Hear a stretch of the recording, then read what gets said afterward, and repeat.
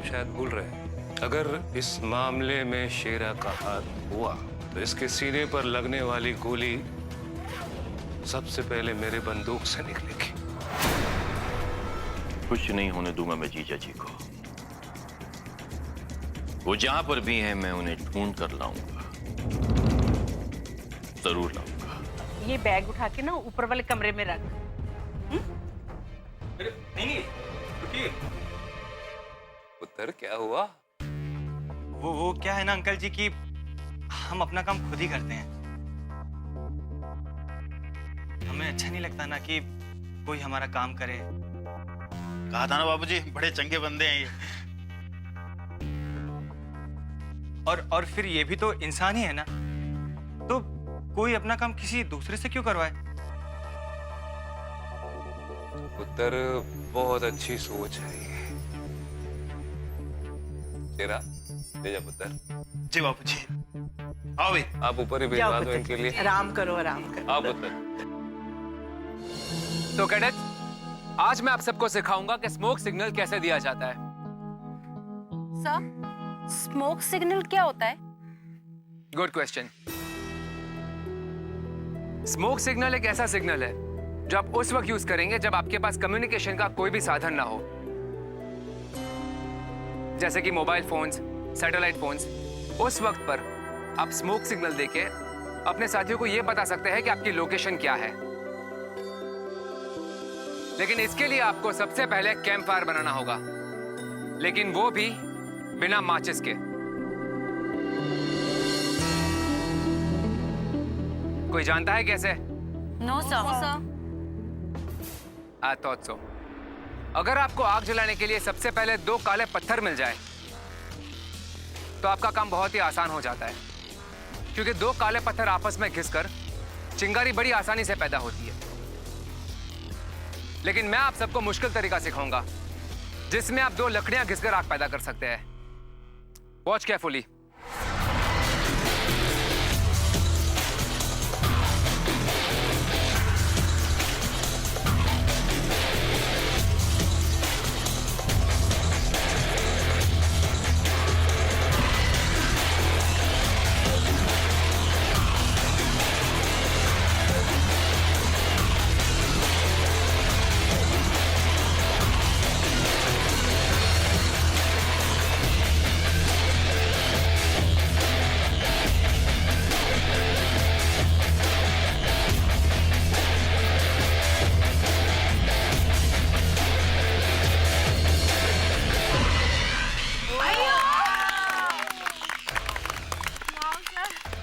तो देखा आप लोगों ने, जंगल में कैंप फायर इस तरह बनता है और इसका धुआं इस्तेमाल करके आप दे सकते हैं स्मोक सिग्नल। जब आप किसी भी बड़ी लड़ाई पे जाते हैं तो हम तरह तरह के सिग्नल कोड्स बना लेते हैं, जिसमें इसमें से पैदा किए गए सिग्नल हम अपने हार्ट बीट से काउंट करके पता कर सकते हैं कि वो सिग्नल क्या है। हार्ट बीट से क्यों सर? क्योंकि कई बार ऐसे मौकों पर सिपाही के पास घड़ी भी नहीं होती, तो दिल की धड़कनों से काउंट करके आप ये पता लगा सकते हैं कि आपके साथी की लोकेशन क्या है एज पर द कोड। लेकिन सर, हार्ट बीट तो हर किसी की अलग हो सकती है ना? करेक्ट, लेकिन उसमें डिफरेंस हो के भी कितना हो सकता है? हार्डली हाफ अ सेकेंड, और इतनी मार्जिन हम ले सकते हैं फॉर अ कोड।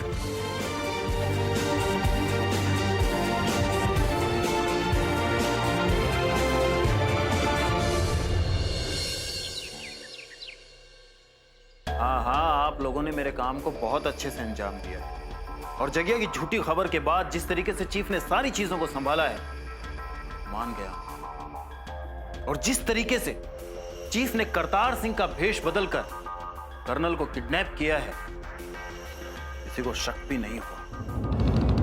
भैया, चीफ ने अपना वादा पूरा किया और मैंने आप तीनों को अपने यहां घर पे रख के अपना वादा पूरा किया। अब राघव, मैं मजबूर हूं, इसलिए चाहता हूं कि आप लोग टेंशन ना लो शेरा जी, हम अपने सारे इंतजामात करके आए।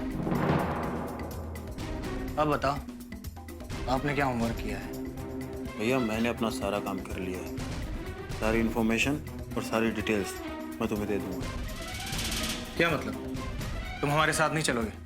पागल हो गए? मैं तुम्हारी कोई मदद नहीं कर सकता। जब से वो कर्नल किडनैप हुआ है, ये डीआईजी मेरे पीछे हाथ धो के पड़ा हुआ है। अरे मेरा बाप ही मुझे गोली मार देगा, मैं तुम्हारी कोई मदद नहीं कर सकता।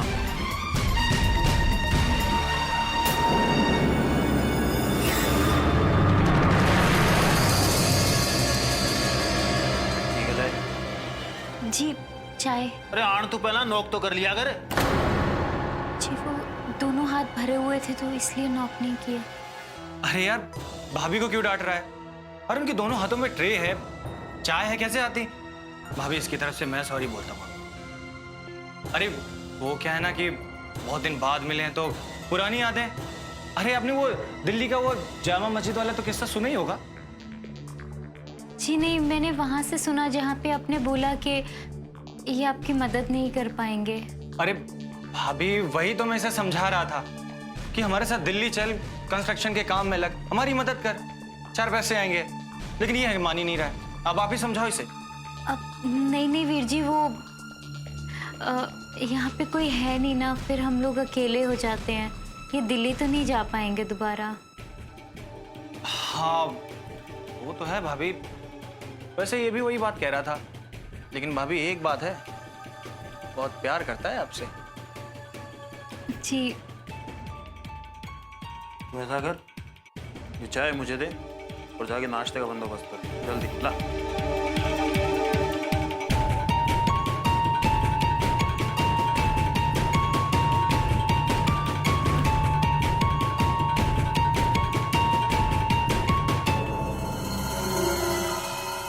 मानना पड़ेगा राघव। ओ बेटा तुम शातिर दिमाग। शेरा बाजी, लोगों के अंदर की बात बिना अपने अंदर की बात बताए निकालना ही तो हमारा काम है। क्यों भाई? जब ऐसा है जल्दी अपना काम शुरू कर दे। कल सुबह निकलना है और चीफ मिनिस्टर को किडनैप करना है, और उसके बाद चीफ उधर कर्नल को मार देगा, और उसके बाद हमारा तुम्हारा काम खत्म। यार राघव, ये चीफ मिनिस्टर साहब को किडनैप करने से तुम्हें क्या हासिल होगा? अरे शेरा पाजी, थोड़ा सब्र रखो ना, पता चल जाएगा।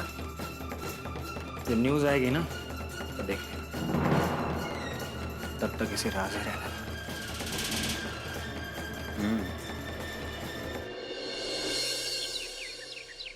डीआईजी साहब, मुझे आपसे पूछने की जरूरत है या आप खुद ही बताएंगे? देखिए ब्रिगेडियर साहब, हम पूरी कोशिश कर रहे हैं कि कर्नल यशवर्धन सिंह को जल्द से जल्द ढूंढ निकालें। कौन सी आप कोशिश कर रहे हैं मैं अच्छी तरह से जानता हूँ। किस तरह की आप लोग कोशिश करते हैं मैं जानता हूँ। सारी जिंदगी आप लोग ने सिर्फ कोशिश की है, इसके अलावा कुछ नहीं किया है। देखिए मेरे पास देखने और दिखाने का वक्त नहीं है डीआईजी साहब। डीआईजी साहब, सिर्फ मुझे स्टेटस चाहिए। लेकिन तफ्तीश चारों तरफ जारी है। जैसे ही मेरे ऑफिसर्स मुझे कोई फर्स्ट इंफॉर्मेशन देते हैं, मैं तुरंत आपको इन्फॉर्म करूँ। जैसे ही आपके ऑफिसर्स आपको फर्स्ट इंफॉर्मेशन देते हैं। Thank you so much. मुझे मेरे सवालों का जवाब मिल गया। I got my answer. What? DIG, मैं आपको याद दिला दूं कि रिटायर्ड कर्नल यशवर्धन एक आर्मी ऑफिसर ही नहीं बल्कि मेरा जीजा भी है। I know it. और उनको बचाने के लिए अगर मुझे इस गांव को मिलिट्री छावनी में भी बदलना पड़े तो मैं पीछे नहीं हटूंगा। Keep that in mind. देखिए, आपको ऐसा करने की जरूरत नहीं पड़ेगी। पुलिस डिपार्टमेंट पूरी मुस्तैदी से काम कर रहा है। आप निश्चिंत रहिए। डीआईजी, मैं निश्चिंत तभी रहूंगा जब आप निश्चिंत रहेंगे। आप अच्छी तरह से जानते हैं कि जो मैंने भी कहा है वो कर दिखाऊंगा। Good bye officer.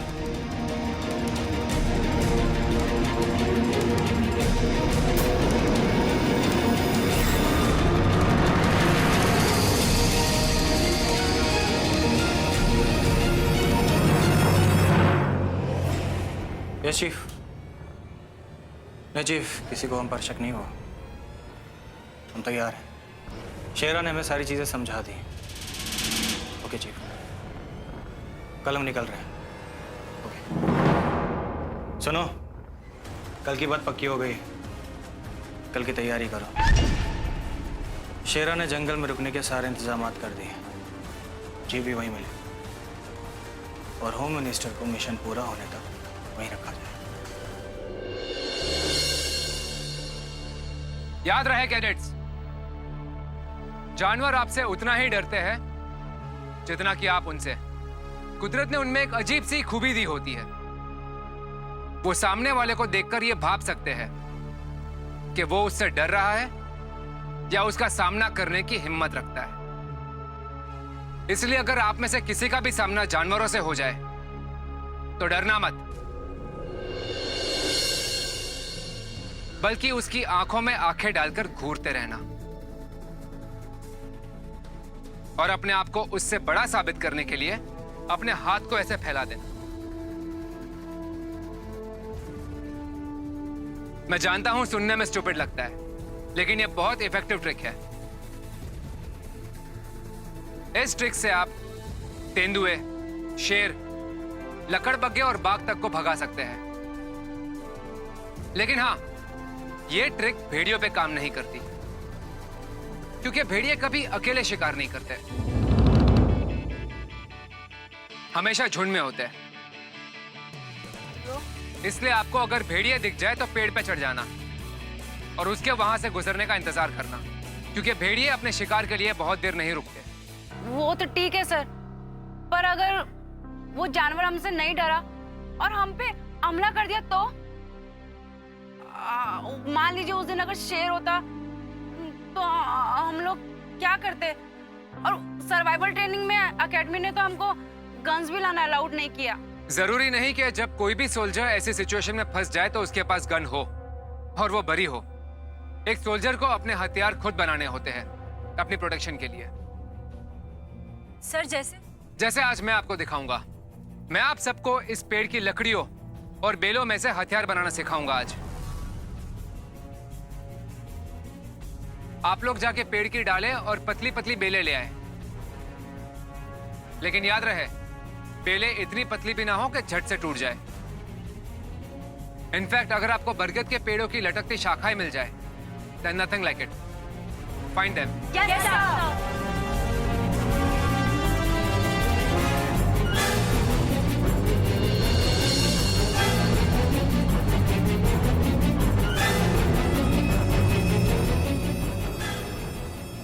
अरे परजाई जी, डीआईजी साहब को शेरा पे इल्जाम लगाने से पहले सोचना तो चाहिए था कि शेरा पुत्र उनका दामाद है, लेकिन नहीं।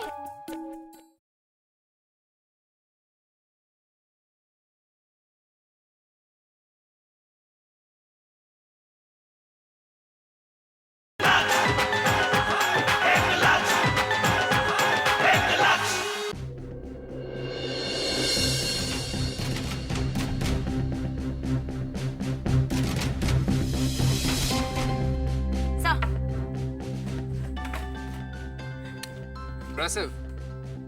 It's perfect. अब मैं आपको इसमें से हथियार बनाना सिखाऊंगा। दिया, मेरे टेंट से चाकू और रस्सी ले आना। Yes sir. गौर से देखना। सबसे पहले आप शुरुआत करेंगे इसकी टिप से। एंड थैंक यू, ये रख दीजिए। And make no mistakes, it has to be very very sharp.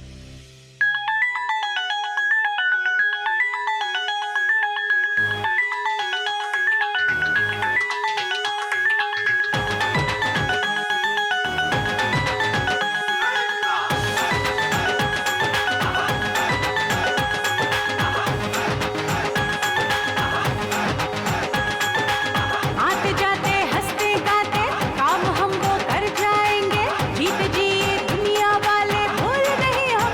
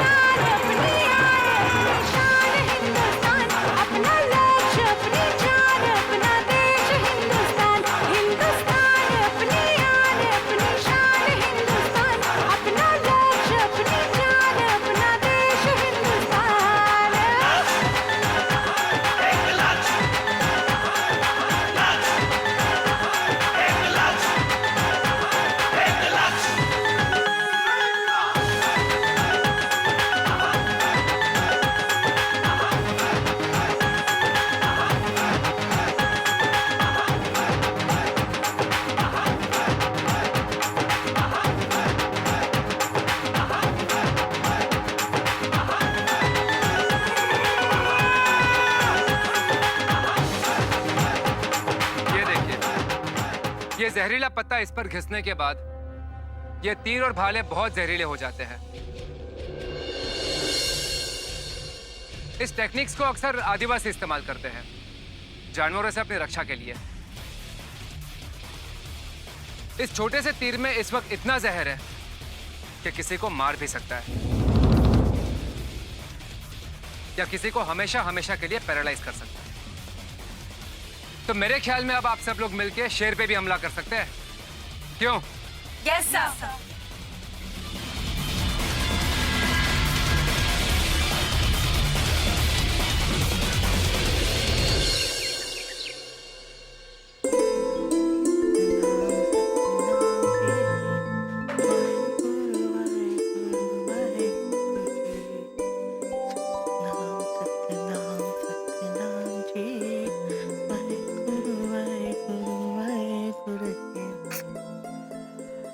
अरे पुत्र, तेरे घर में रहने से ना घर घर जैसा लगता है। तेरे को खुश देखती हूँ ना तो कितनी खुशी मिलती है, मैं तुझे बता नहीं सकती। दीदी, आपके आशीर्वाद से ना हम सब बहुत खुश रहते हैं। बस रब की मेहर है पुत्र। मैं तो यही दुआ करती हूँ कि शेरा इस घर में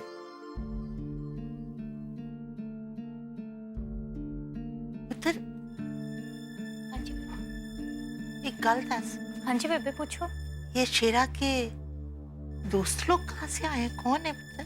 बेबे, ये वही लोग हैं जिन्होंने इनकी मदद की थी जब ये बाहर थे। इनका रहने का, खाने का, सब चीजों का ख्याल रखा था। ये तो बड़ी अच्छी बात है, तीनों अच्छे घर के लगते हैं।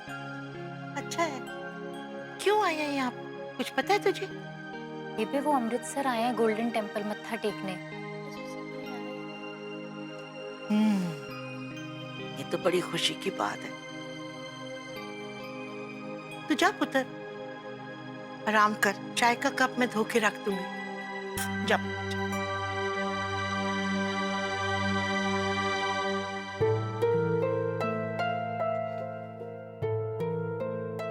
हे वाहिगुरु, मेरी इस बच्ची को अब और दुख ना देना। जब से आई है ना, इसने दुख ही झेले। बस मेरी एक ही अरदास है, मेरी इस बच्ची को खुश रखना, तो मेरे शेरा को सही रास्ते पे चल। जय वाहिगुरु। ये अच्छा है, कहीं भी कुछ हो शेरा नहीं किया होगा, ये तो कोई बात नहीं हुई ना। अरे परजाई जी, डीआईजी साहब को शेरा पे इल्जाम लगाने से पहले सोचना तो चाहिए था कि शेरा पुत्र उनका दामाद है, लेकिन नहीं। अरे जिसे देखो मेरे शेरा पुत्र पर इल्जाम लगा देता है। जो भी किया होगा शेरा नहीं किया होगा। मैं पूछती हूँ परजाई जी, गांव में कोई भी गायब होगा तो क्या उसका इल्जाम भी शेरा पर ही लगाएंगे? क्या शेरा ने सारे गांव का ठेका ले रखा है? नहीं तो नहीं, सबकी नजर में मेरा शेरा ही दोषी है। पहले बेबे, फिर उसके बाबूजी, फिर वो मंत्री, और अब उसके ससुर डीआईजी साहब।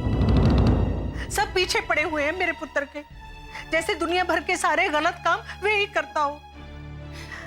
कोई नहीं परजाई जी, आप चिंता ना करो। मुझे तो ये देखकर बहुत अच्छा लग रहा है कि वीर जी ने पहली बार अपने पुत्र का साथ दिया। हाँ नीत, ये देखकर तो मुझे भी तसल्ली हुई कि कम से कम उन्होंने अपने पुत्र को थोड़ा समझा। तो एक बात बताइए, ये जीजा जी को करतार सिंह के बारे में किसने बताया? जी मैंने। और आपको ये बात कहाँ से मालूम पड़ी? जी जगिया से।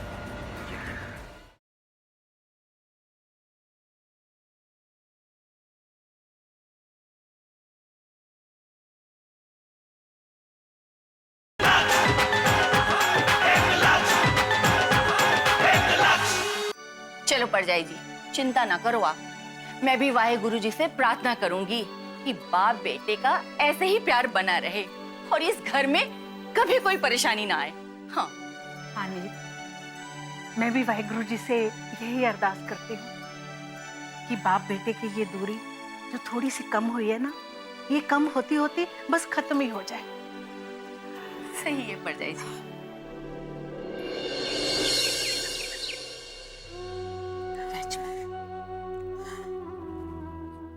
राजबाला, कब तक खाने पर गुस्सा उतारोगी? थोड़ा कुछ खा ले बेटा। नहीं माँ, जब तक कर्नल साहब घर नहीं आ जाते मैं कुछ नहीं खाऊंगी। ऐसा नहीं कहते बेटा, भागवत गया है ना खोजने, वो दामाद जी को लेकर जरूर आएगा। मुझे बहुत डर लग रहा है माँ, न जाने वो कैसे होंगे, कहाँ होंगे। जब तक मैं उनका चेहरा नहीं देख लेती ना, मेरे गले से निवाला नहीं उतरेगा। तू तो मेरा सुनेगी ही नहीं राजबाला। अगर अर्जुन यहाँ होता तो शायद तुझे कुछ खिलाता। उस बेचारे को तो ये भी नहीं पता माँ कि उसके पिता कल रात से घर नहीं लौटे। राजबाला, हिम्मत नहीं हारते। उसके घर देर है, अंधेर नहीं है। देखना, आज जरूर कुछ ना कुछ खबर आएगी। हाँ? चिंता मत कर, थोड़ा खा लो बेटा।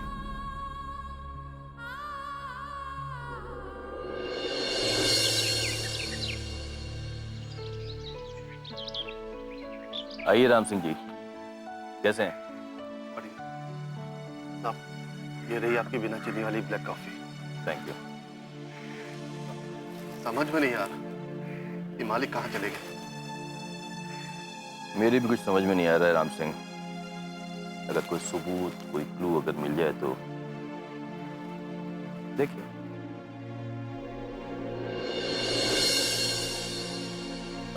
राम सिंह जी, एक मिनट, एक बात बताइए, ये जीजा जी को करतार सिंह के बारे में किसने बताया? जी मैंने। आपने? जी। और आपको ये बात कहाँ से मालूम पड़ी? जी जगिया से। ये जगिया कौन है? ये जोगिंदर का नौकर है, वही काम करता है। वो कभी कभी वहाँ की खबरें यहाँ दे दिया करता है।